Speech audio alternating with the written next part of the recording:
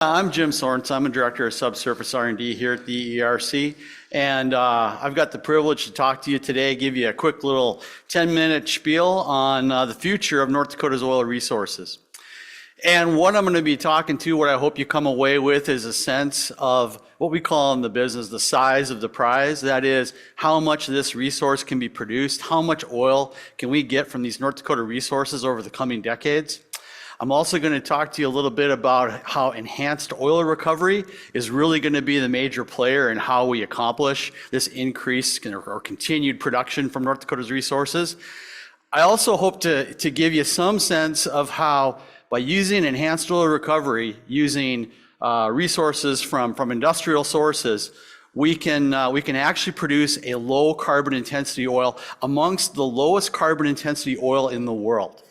And as the world transitions to a world of carbon management and lower carbon intensity civilization, I think using oil that's produced in as low carbon intensive way as possible is going to be absolutely critical. And I hope you come away with a sense that producing oil in North Dakota with CO2 from North Dakota industrial sources or other industrial sources is going to be a way to accomplish that low carbon intensity. And then finally, I hope to leave you with a little sense of what the EERC brings to the table when it comes to actually making this real. And with that, I'm going to hit this clicker and hopefully it works. Oh no. There we go. Okay, so enhanced oil recovery in North Dakota. What's the size of the prize? How much oil can be had from applying enhanced oil recovery operations in North Dakota? One thing I want you to understand, everybody talks about the Bakken. I think most folks here get most of their production from the Bakken, but it's important to understand that there are what we refer to as legacy fields that produce oil from conventional reservoirs. These have been producing oil since the 1950s. And if we apply enhanced oil recovery, the work that we've done suggests that you can get 1 billion barrels of oil, incremental oil, from those conventional reservoirs. That's a good size of the prize. Look at the Bakken and Three Forks, the big boy in the block. There, you've got hundreds of billions of barrels of oil in place. And the work that we've done and some others have done suggests you can get anywhere from 3 to 7 billion barrels of incremental oil from EOR in the Bakken. So, massive prize to be had in North Dakota. Talking a little bit about those legacy fields, those conventional reservoirs, the ones that have been producing since the 1950s. The EERC has the privilege of working with a couple of fantastic partners to look at how we can revitalize and continue to produce oil from those conventional reservoirs. Specifically, we've been working for a few years now with Eagle Operating on a project that's funded by the North Dakota Industrial Commission, Oil and Gas Research Council, to help understand how we can revitalize conventional oil fields in North Dakota. Specifically with Eagle, we've been looking at optimizing Mission Canyon water floods in such a way that we can set those water floods up for future success using CO2. More recently, we've been working with Cobra Oil and Gas on another project funded in part by the North Dakota Industrial Commission Oil and Gas Research Program to look at the residual oil zones that they operate in some Mission Canyon reservoirs. And what they've been doing is they've been using sort of innovative approaches to depressurization of those zones combined with acid stimulations to improve their recovery in the primary phase, but we're also helping them understand how those operations might set them up for more success when CO2 becomes available down the road. I'll be talking about that in a minute. So pivoting now from the conventional resources to the Bakken resources, I've been privileged to work with many folks in this room, both in-house and amongst the partners, to look at enhanced oil recovery in the Bakken. Since about 2011, we've been looking at that. Reservoir characterization, modeling, and then some field tests. The first of which was in 2017, doing a small CO2 injection into a Bakken reservoir with XTO Energy. More recently, we've been working with Liberty Resources on some pilots that they've been doing to use rich gas injection as the working fluid. And in particular, in the fall of 2021 through the spring of 2022, we worked with Liberty Resources on a pilot in the East Nesson field. And what the bottom line from that is, that was the first Bakken pilot to have clear evidence of substantial incremental oil production as a result of that injection. So this was a milestone in terms of previous pilots had all made incremental steps towards understanding the Bakken in terms of EOR, but none of them had really shown serious incremental oil production. This one actually had incremental oil that we can say, yeah, that's as a result of that injection operation, and that's a big milestone. And what that tells us is, moving forward, I personally think that that EOR deployment can use rich gas right now and move into a commercial phase as we're working with our partners to optimize it. The thing though is, while right now there might be a readily available supply of rich gas, that rich gas supply is going to have its limitations, especially in the coming years. Some of my colleagues here will be talking a little bit later this afternoon about how there really is, the future has other ideas for Bakken gas.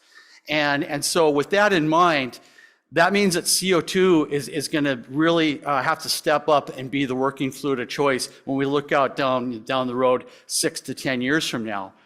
And what's also kind of cool, one of the things that came out of that research that we've been doing for the last 12, 15 years is in the lab and in the modeling and in the field, we've been able to determine that CO2 and rich gas they have very similar behaviors in the reservoir, which means they can both be used as a working fluid. And if we can get EOR to work with rich gas, as we've seen with the Liberty pilots, we can take those lessons and we can directly transfer them to CO2 EOR. So with all of that, what it boils down to is the industrial sources we have in North Dakota that are going to be capturing CO2, that's a really important step for making EOR reality in North Dakota. So you might ask, okay, Jim's laid out, there's this big size of the prize. Looks like, from a technical standpoint, there's a pilot that suggests that we can do EOR in the Bakken. Well, where's all this working fluid going to come from? If the rich gas is going to go somewhere else, well, where's this CO2 going to come from? What I hope you walk away with from today is a sense that there are tremendous opportunities for CO2 capture, and they're not just opportunities now. That's a list of announced, permitted, and operational projects that are capturing CO2 from industrial sources. And over the coming decade, you're going to see 10, 20, maybe 30 million tons a year of CO2 being captured from industrial sources being in North Dakota.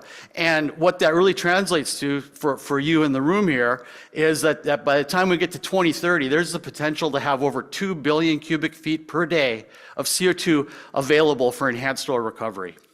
So I believe the working fluid will be there when it's needed. So I mentioned in my startup, I talked a little bit about low carbon intensity, and this is what I'm talking about. We did a study, colleagues of mine looked at a life cycle analysis of carbon intensity from oils produced under different sort of paradigms. And specifically, they did a full life cycle analysis of EOR using CO2 that's captured from a coal-fired power plant.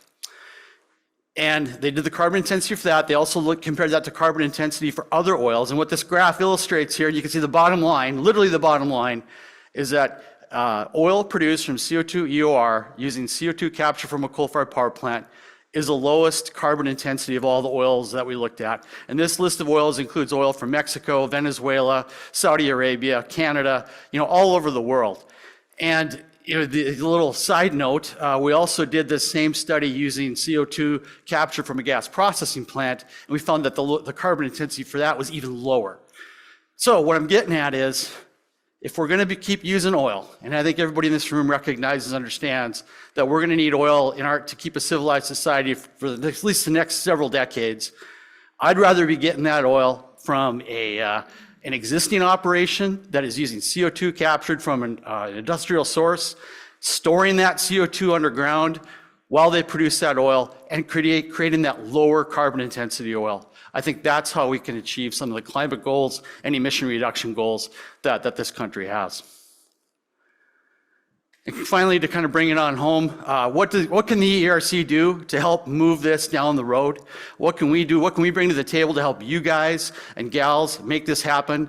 And that is, we can bring expertise in terms of laboratory capabilities. And for those of you who join us on the tour tomorrow, you'll get a chance to see what those specific capabilities are. We've got a team of geologists, reservoir engineers, geophysicists that have done a fantastic job, have decades of experience characterizing reservoirs, doing the modeling and simulation to help people design and operate these EOR operations. We've got a field team that can go out and work with completions and drilling and monitoring programs.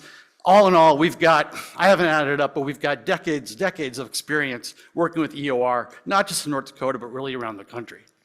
So with that, I want to end by really thanking all the partners that we've had on this journey, and look forward to talking to y'all and look forward to the coming days ahead. Thank you.